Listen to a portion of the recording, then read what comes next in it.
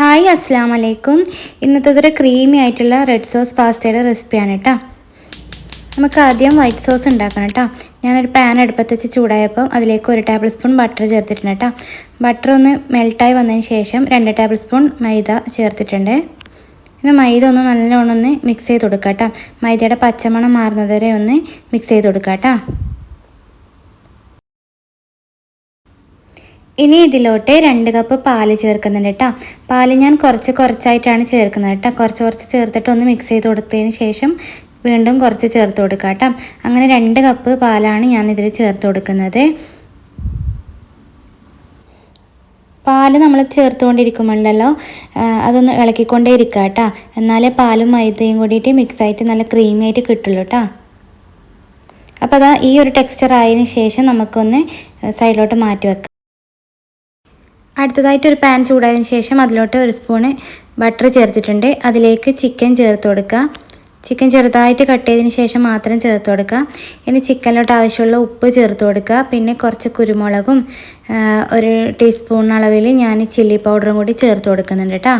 അപ്പോൾ എല്ലാം കൂടി ചേർത്തതിന് ശേഷം നല്ലോണം ഒന്ന് മിക്സ് ചെയ്ത് കൊടുക്കുക. എന്നിട്ട് ഒരു 10 മിനിറ്റ് നമുക്ക് ചിക്കൻ ഒന്ന് കുക്ക് ചെയ്തെടുക്കണം. അതിന് ശേഷം അതിലോട്ട് ക്യാപ്സിക്കും ഉള്ളിയും കൂടി ചേർത്ത് കൊടുക്കുക.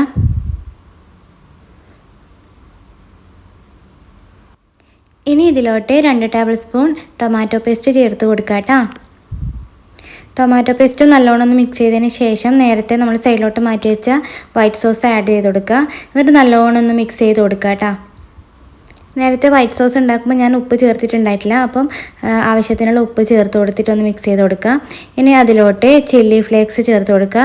കുറച്ച് ഒറിഗാനോയും കൂടി ചേർത്തിട്ട് നല്ലോണം ഒന്ന് മിക്സ് ചെയ്ത് കൊടുക്കുക കേട്ടോ. എല്ലാം കൂടി നല്ലോണം മിക്സ് ആയതിന് ശേഷം നമുക്കിതിലേക്ക് വേവിച്ച് വെച്ച പാസ്ത ഇട്ട് കൊടുക്കാം കേട്ടോ. ഞാനിത് നേരത്തെ വേവിച്ച് വെള്ളം വാരാൻ വേണ്ടിയിട്ട് വെച്ചതാണ് കേട്ടോ. അപ്പോൾ പാസ്തയും കൂടി ഇട്ടതിന് ശേഷം നല്ലോണം ഒന്ന് മിക്സ് ചെയ്ത് കൊടുക്കുക കേട്ടോ. അതിനുശേഷം ഞാൻ സ്ലൈസ്ഡ് ചീസാണ് വെക്കുന്നത് കേട്ടോ. നിങ്ങൾക്ക് ഇഷ്ടമുള്ള ചീസ് ഏത് വേണമെങ്കിൽ ഇടാം. എനിക്ക് കൂടുതൽ ഇഷ്ടം ഈ ഒരു ചീസാണ് കേട്ടോ. നമുക്കിത് ചൂടോടെ തന്നെ സെർവ് ചെയ്യാം കേട്ടോ. ചൂടോടെ കഴിക്കാനാണ് കൂടുതൽ ടേസ്റ്റ്. അപ്പം അതിൻ്റെ മേലെ ഞാൻ കുറച്ച് ചില്ലി ഫ്ലേക്സും ഒറിഗാനും കുറച്ച് ഒലീവ്സും ഇട്ടിട്ടുണ്ട് കേട്ടോ. എനിക്ക് ഒലീവ്സ് കൂടെ കഴിക്കുന്നത് ഭയങ്കര ഇഷ്ടമാണ്. അപ്പോൾ നിങ്ങളൊന്ന് ട്രൈ ചെയ്ത് നോക്കുക കേട്ടോ. അപ്പോൾ ഇൻഷാ അല്ലാ നെക്സ്റ്റ് വീഡിയോ ആയിട്ട് കാണാം. അസ്സലാമു അലൈക്കും.